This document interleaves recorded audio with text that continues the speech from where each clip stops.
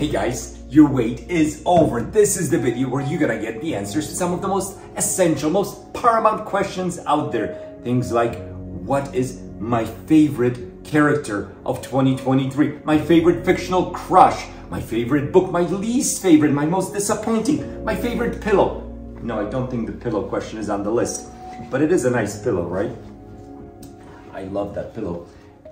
I do have all the questions here. These are questions to a popular tag, mid-year freakout. I still don't know what the freakout is supposed to mean in these tags, but whatever. Let's get on with it. Let's not waste any time. You're on the edge of your seat. I'm comfortable in my spot. And question number one is the best book of 2023. So let's start with my favorite read of 2023 so far that is not an SF book, and that's Stoner by John Williams. A beautiful, slow tale of a human who's struggling with his existence, who's struggling with life. It's a dive deep into a psyche. It's a book that really taught me a lot about myself, actually. It made me reflect on some of the choices I've made in my life, how I acted in certain situations. I learned from Stoner, the protagonist, about being a little bit more stoic, a little less reactive in certain situations. It's a beautiful book that really surprised me. It slowly kind of crept into my heart, and I could not put this book down. John Williams has a way of writing that really appeals to me. I don't think this is a book that everyone will like. You can be frustrated with the protagonist, but at the same time, it was a book that I could not stop reading. John Williams, I'm excited about this author. Unfortunately, he passed away, only writing, I think, 3 novels, 3 books, but I'm gonna read all of them. Augustus is probably gonna be the next one that I'll read, and I'm hoping to read it sometime this year. Butcher's Crossing is another one that I have somewhere on my shelves. So yeah, so that's my favorite read of 2023, aside from SF. And when it comes to the meat and potatoes, now we're talking SF exclusively, pretty much. Hyperion by Dan Simmons. My favorite book of 2023. The first 6 months, anyway, of the year. I have high hopes to read something that will challenge this book, but it's not going to be easy to challenge this amazing book. Canterbury Tale style, the way it's written, put together. It's a first in, I mean, there are 4 of them, but really, first 2 books are one story. So I'm gonna be reading the follow-up, The Fall of Hyperion, very soon, and then I'll of course move on to the other 2 soon after. But Hyperion by Dan Simmons, an eye-opening experience, a book that really challenged my assumptions about what science fiction can be. Incredible, scary at times, smart, fabulous science fiction concepts, beautiful world building, well-written, poetic. It's an incredible read. I don't want to make these answers too long, so let's just stick with the fact Hyperion is my favorite book so far of 2023. It's gonna go on the side here. Maybe I'll just put them back here. Anyway, so that's number 1, best book of 2023. Now let's move right out to best sequel. I'm just gonna take a little sip here. Best sequel so far of 2023. And here I could mention a few books. I could mention Authority, which I have right here, a sequel to Annihilation. Great read, excellent sequel in my opinion, although many people might disagree with that. I could mention Words of Radiance, which is book 2 in the Stormlight Archive by Brendan Sanderson. Fantasy, I loved it. But I think my favorite sequel or follow-up would be Dead's End. It's not really a sequel because it's book 3, but whatever, you know what I mean. I could easily mention Dead's End. I could say Dark Forest, which is incredible. And those 2 are follow-ups to book 1, which is The 3-Body Problem. And these books, written by Cixin Liu, are out of this world. Literally out of this world. Every 50 pages, your mind is overheating when you're reading these books. What a saga, beginning to end, fabulous concept. Good ending, not a great ending maybe, but I was thoroughly satisfied. I figured, like, how is he gonna pull this off and kind of put everything together? I really enjoyed The 3-Body Problem. Certainly not an easy read for someone who's new to science fiction. You should probably have at least like 50 SF books under your proverbial belt before you pick up The Three-Body Problem. I don't recommend it to new readers, but I really enjoyed the whole series, and the sequels are really good. Both The Dark Forest, which might actually be even better than Death's End, but I just read Death's End recently, so it's fresh in my mind. Now let's get on to question number 3. New release you haven't read yet. So The Ferryman by Justin Cronin is a science fiction book that was released fairly recently, I think in maybe March or April. I have it. I have the signed copy. I have not read it. I'm looking forward to reading this book. It's got really good reviews on Goodreads. I'm excited about it. We'll see if it's as good as advertised. I'm hoping it will be. Question number 4. Most anticipated release of the second half. Okay, so here I don't have the book yet because it hasn't come out yet. It's coming out, I think, in August, and that is The Never-Ending End of the World. What a title, right? Certainly intriguing. We'll see if the book is good. I actually heard about it on BookTube. BookTube rules. I heard about it from Tom Orange. Check out his channel if you like science fiction, but I think he talks a little bit more about fantasy. I like listening to his take on books. I think we may have similar taste in books. He also recently read The Words of Radiance and loved it. Anyway, The Never-Ending End of the World sounds intriguing. I'm gonna read it. Tom Orange says it's great. He got an arc for it. So I'm looking forward to reading it sometime in the second half when it comes out. Biggest disappointment, and here I could mention a few books. I'll put this one up so you know what the biggest disappointment is. It's Ascension by Nicholas Benji. I'm quite disappointed in this book. But I could also mention Stranger in a Strange Land, which really did not deliver. It started out really good, and then as soon as the author gets to the point where author Heinlein inserts himself and starts preaching, I could not get through it. I hated it. I could mention Hitchhiker's Guide for Galaxy, where I did not like the humor that was in that book. I know a lot of people love it. Please leave a comment. Let me know what I'm missing about Hitchhiker's Guide to the Galaxy. I probably should reread it again. It's a short book. With a different lens, like knowing what I'm getting myself into, I could probably appreciate it a little bit more. But my worst book, my biggest freaking disappointment is this utter garbage of a book. I mean, it's a fast read. I finished this book actually. It's not that long. It's got a good premise, but it just makes so many mistakes, fundamental mistakes. I would not recommend it to anyone because of that. It takes place on a mountain, and this gigantic mountain that appears in the middle of nowhere, somewhere in the Pacific, I believe. It's like 1.5 times as big as Mount Everest, and these group of scientists are climbing the mountain, and the climbing part is atrocious. I have some climbing experience, limited, but I have some experience myself, and this book really disappointed because I thought this would be amazing for me to read a book that combines science fiction and climbing, and it was my biggest disappointment, probably because of that combination and failing on both counts. Biggest surprise in the Lives of Puppets is my biggest surprise of the year. So this is question number 6. In the Lives of Puppets.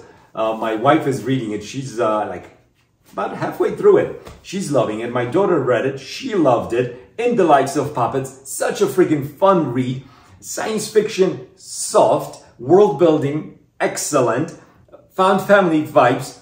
Out of this world. Let me know if you've read this. Let me know about any of the books that I mentioned so far.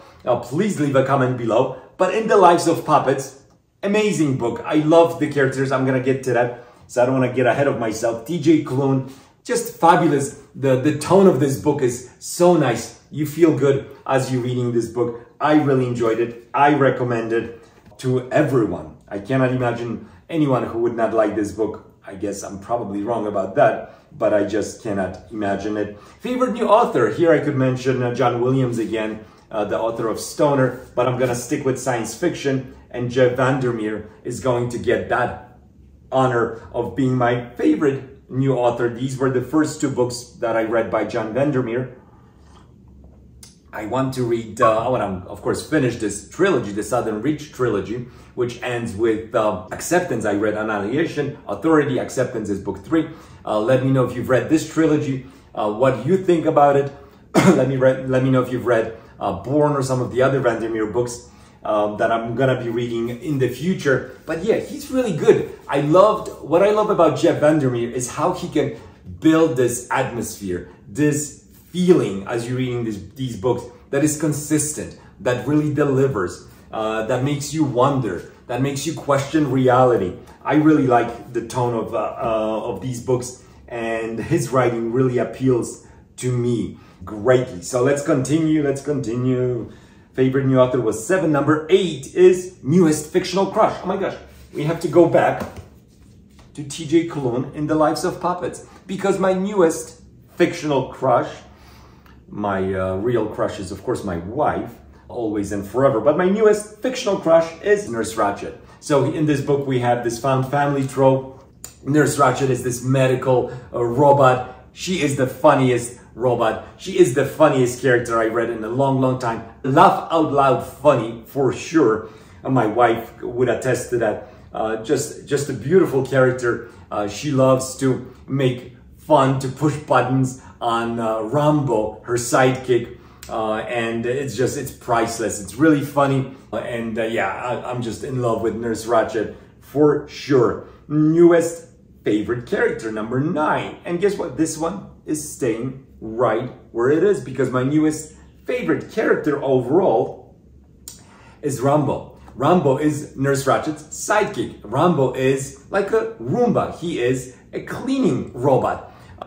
And he's just the sweetest. He is all heart. The most loving robot, the most loving being I read about in a long time. Simple in a way, but it thinks about others at all times, the way it cares about this family. It's just an incredible character. Fabulous book because of the characters in it. The action in this book is great too. But yeah, 2 of my favorite characters of first 6 months of 2023 come from this book. So that I think tells you a lot. And Rambo is my favorite character. And yeah, he's gonna stay with me. He's gonna be my favorite character for a long time to come. I cannot imagine anyone else taking his place. Let me know if you've read these books. Please let me know what you thought about Nurse Ratched and Rambo, the 2 sidekicks going at it. Number 10, book that made you cry. Well, I don't want to talk about this, but it is probably pretty unusual to have a Stephen King book bring you to tears. But yeah, I was able to make that happen.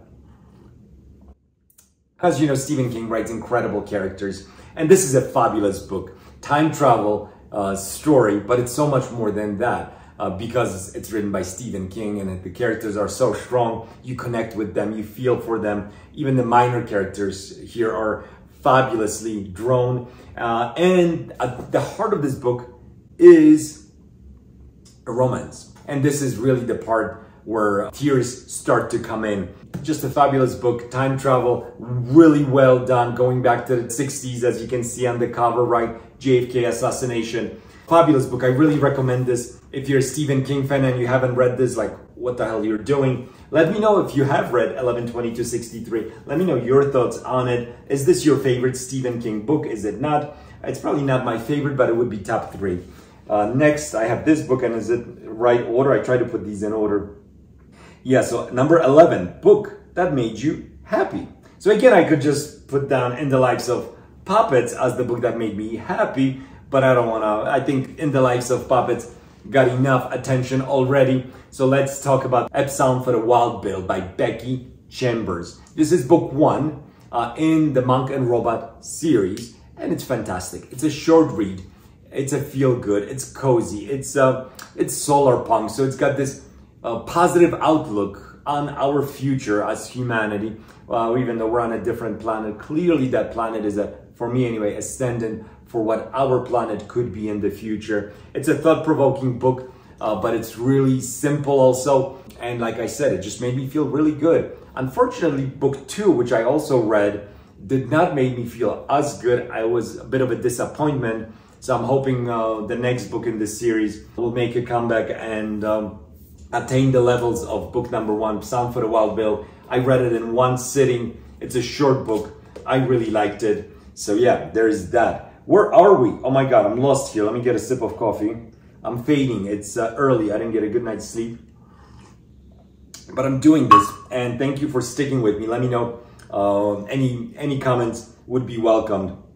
Oh, this is exciting. Favorite book to film adaptation. So I have not watched Annihilation, the movie, so I can't talk about that one. But Wool/Silo is getting the honors of my favorite book to movie adaptation, even though I haven't finished the book and I haven't finished the series. So anyway, I'm almost done with the book. I have like 50 pages left. This book is incredible. I'm loving this. I haven't finished this, so I can't even consider it where it would be on the list of my favorite books of the first half because I haven't finished it. But it's incredible. It's great. It's fabulous. It's fast read. It's fun. It's intriguing. There are twists. It offers so much to a reader. I really like this. And because I got far enough, we started watching, me and my wife yesterday started watching Silo, the series on, I think it's on Apple Plus. And we watched 3 episodes because we couldn't stop watching. And they're fabulous. They're great. I usually feel like if I read a book, the movie or the series is going to be a disappointment. And in many cases, that's what it is. Not in this case. Not so far anyway. The adaptation is fabulous. The author, Hugh Howley, is involved in it heavily. So that's great. Visually, it's stunning. The life in the silo. So it's actually fabulous reading the book, having my own thoughts and visions, and then having them contrasted by the TV show has been a lot of fun. So yeah, I'm looking forward to finishing this, the part 1, continuing with the other books, and finishing season 1, which season 1 is really only first part of this book. So yeah. Great stuff, great stuff. I recommend you read Wool. I recommend you watch the TV series. Either way, you cannot go wrong because they're both great. Number 13, lucky 13. Favorite video you have done so far? Favorite video? I know. My top 10 video for beginners. It's a video that I'm very proud of. I think it's a video that I put a little bit more thought into. I usually just kind of wing it. And, I have no script for any of my videos. So it's just me rambling, talking, making mistakes. I apologize for that, but I just have limited time and the editing takes a long time. So my videos are not scripted. But that video is, I think, my favorite video that I've done. And I think people agree it's got over 1,000 views, which is by far the most of any of my videos. So if you haven't seen it, I'll link it. Check it out. Top 10 books for beginners is the premise of that video. Number 14, most beautiful book you own. And here I have a few books that I really like. So of course I have the Dune series, which you've probably seen in many places on many shelves. They're beautiful. I love the art inside. I also love this book. I think this is an example of how new science fiction books can have beautiful covers. This is such an appealing cover to me, aesthetically pleasing. The Mountain and the Sea, a good book. I read this book. I could get like a 7.5 out of 10 for me. Great story, but the book is beautiful. I mean, you have on the pages here the writing of. I don't want to give any spoilers away, but these are signs and just a beautiful book. It looks gorgeous. I mean, the silver twinkles. Such a beautiful book. And here we have Babel 17 from the Masterpieces of Science Fiction collection, and this book is just fabulous. I love the feel of this book, the attention to details with the ribbed spine, and of course the cover here with the human kind of coming out of the space-time continuum. Beautiful book, attention to details. I mean, gorgeous gold on the edges. There is, let me see if I can quickly open it up. There's some beautiful artwork also, which obviously goes back to its time when it was released. Samuel R. Delaney. And yeah, this is probably my favorite book that I own as far as its aesthetics. Number 15, book you need to read by the end of the year. All right, so I have few. I'm gonna start with the one on the bottom because I talked about Jeff Vandermeer. I need to finish the Southern Reach trilogy. It's happening pretty soon, probably. I'm really excited to finish this book, so I need to finish that book. And then I have kind of some classics that I have not read. So Speaker for the Dead, this is a direct follow-up to Ender's Game. I want to read it. Orson Scott Card, not my favorite maybe human being in the world, but I love Ender's Game. who cares about the author? I think reading books should not be a political exercise, even though I don't agree with a lot of the things Orson Scott Card has said in the past. I do want to read Speaker for the Dead, and I'm hoping to have a great time with it. Let me know your thoughts on that. Do you not read an author if you don't like his or her stands on politics or whatever your disagreement might be with that author? Do you then not read them? Or if you think the story is still amazing, will you pick it up? Yeah, let me know. I'm really curious about that. Vernon Vinge, Deepness in the Sky. So this is a follow-up to Fire Up on the Deep, my probably #1 science fiction book of all time that I want to reread. Deepness in the Sky is the book that follows. It's actually a prequel in a sense because it takes place before the events of Fire Up on the Deep. But yeah, it's a Hugo Award winner. It's a book that I should have read a long time ago. Player of Games, probably the most famous of all Ian M. Banks books in the Culture series, or the one that's maybe most loved, is another one that I definitely want to read before the end of the year. So yeah, so these are some of the books that I'm gonna be reading. Let me know what you're reading. Let me know, again, any comments, any thoughts on the books I mentioned would be much appreciated. Give a like, subscribe if you haven't, and I'll see you in the next video. Thank you so much.